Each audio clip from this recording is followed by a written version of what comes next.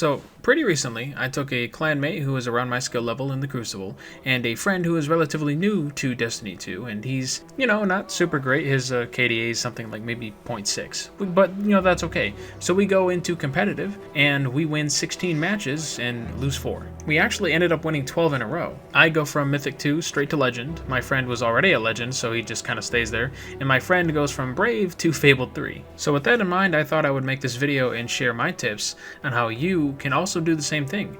You can go into the Crucible, you can go into competitive, and you can dominate, but you have to play right. And it's all about controlling the flow of the fight, minimizing deaths, working as a team, controlling the objectives, which in competitive is the heavy ammo, and flanking. So what's the first step in all of this? Making sure you have a decent loadout and a decent build that will help you clutch victory in 1v1 engagements. And the best way to do that is to start by having a medium to long range weapon as your primary weapon, something like a pulse rifle or a scout rifle, or maybe a hand cannon with a maxed out range and impact. This long range weapon can be either an exotic or a legendary and can be either energy or kinetic. It doesn't really matter, whatever fits the build better. Now your next weapon needs to use special ammo. If you are more of a long-range player, sniper rifle. If you are more short-range, you can try a shotgun or even a grenade launcher. Alternatively, if you are confident in your abilities and aim, you could go the recluse and then complement that with a sniper rifle or a nice pulse rifle or scout rifle. And then for your heavy weapon, I would always recommend a heavy machine gun because those things chew up people in seconds. They are accurate and medium to long ranges depending on which one you have. And if not that, then a grenade launcher works as well. For the rest of your build, you want to choose a subclass and a tree that complements your legendary and exotic armor. You'll want most of your armor to be at least 7 energy so that you can have a variety of mods that increase your intellect or maybe your discipline, depending on if you have a build that focuses around either supers or grenades or even melee. And then depending on the weapons that you're using, a shotgun or hand cannon or anything that you would primarily use in most moments, you want to set up your mods around that particular weapon. So if you're using a shotgun, you want to use mods that reduce the flinch while using a shotgun, or increase the reload speed, or increase the amount of ammo that you get from a special ammo drop. Or say you're using a hand cannon like the Last Word, you'll want mods that increase the hand cannon target acquisition, or reduce flinching. And unless you're a Titan, choosing which exotic to run that complements your build is a bit of a choice. Choose a piece of armor that has an exotic perk that will synergize and benefit you in your playstyle.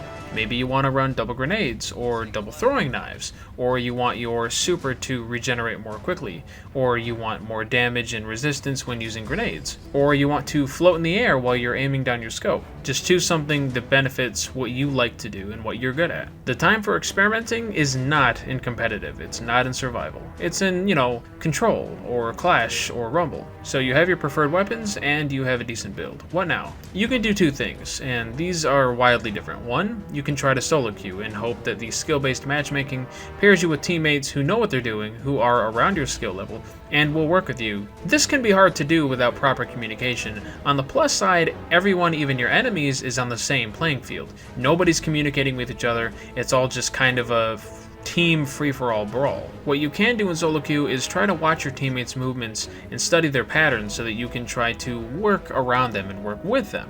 So if you notice that they're going to make a beeline for heavy, you can flank around to the left or to the right and watch for enemy ambushes. Alternatively, you can use your teammates as bait, and if you know that they can take care of themselves, you can flank around and do a pincer attack and more than likely win the fight. Now with that said, all of what I just said is much easier with a team that actively communicates over the mic. And that is exactly what my friends and I did. Even my newer friend who isn't, super knowledgeable or experienced with the game. Because when you're on the mic with the whole team, you can communicate that, hey, the guy that just killed you is super weak, so push in there and finish him off. Or you can use your dead body's position to call out enemy movement to the teammates who are still alive. Use that rotating camera. The next big step, and this is important, is to practice staying alive. This means actively running away, and that is okay. It's okay to retreat, regroup, find a different angle, and engage enemies on your own terms. Because if they chase you, and they will, that gives you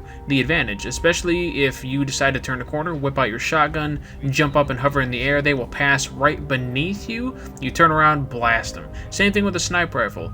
Turn a corner, get a little bit of distance, hurry up, turn around, zoom in, wait for him to turn the corner, bam, headshot, gone. I've seen it happen many, many times, including to me. or simply just regroup with your teammates and then camp a couple of sight lines, wait for them to appear, and even if they have heavy, which they might because you're retreating, well, that's okay if you have a sniper rifle ready to take that headshot. Now let's talk about using your super. Say you and your teammates all get your supers at once.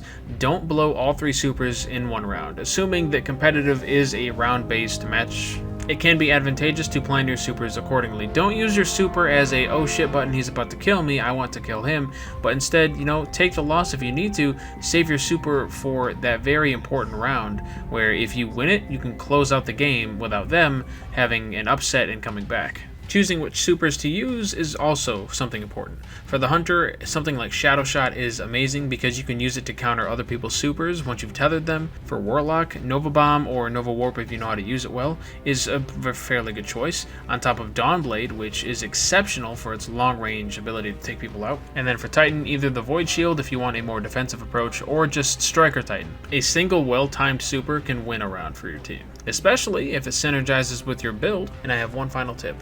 Don't be afraid to use a controller if that's what you're used to, because you can be competitive in Destiny 2's Crucible regardless of what you like to use to play. Me personally, I use a controller. And you would think I would be at a massive disadvantage, being crapped on by people using mouse and keyboard and just getting headshots way easier than me, but no, actually, when you use a controller on PC, you still get that really nice aim assist that you do on consoles, but it feels even better because you're playing at 60 or 90 or 120 FPS with a wider field of view, so your controls are even more precise, they're even more responsive due to the high frame rates, and compared to every other shooter that I've played, tracking opponents with just the right thumbstick has really never been easier.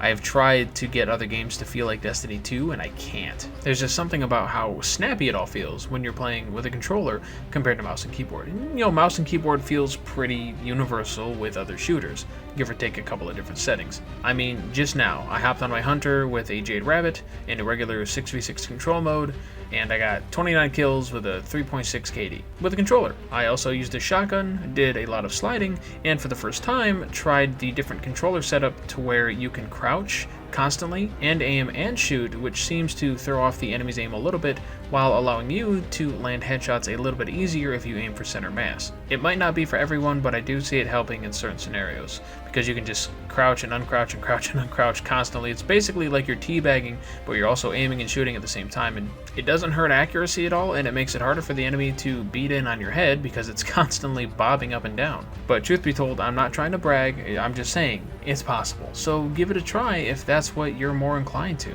If you've played Destiny 1 and got 10,000 kills in the Crucible in that game, those skills will carry over to Destiny 2, especially on PC. And when you're not doing competitive, make sure you are doing the 6v6 control stuff, or maybe the 4v4 breakpoint stuff, anything that's not ranked, and just experiment. Experiment with new weapons, new builds, new loadout, see what, feels good to you, and then take it into competitive and wreck face and get to legend and enjoy all the perks that come along with that. And that concludes the tips that I have for reaching legend in the competitive Crucible. I hope it was helpful, and as always, I appreciate the support and those of you watching and learning from my videos and enjoying the content, and I appreciate your engagement. I really enjoy responding to the comments and having little discussions here and there. It brightens my day. So leave me a comment to read, a like to see, and a sub to enjoy.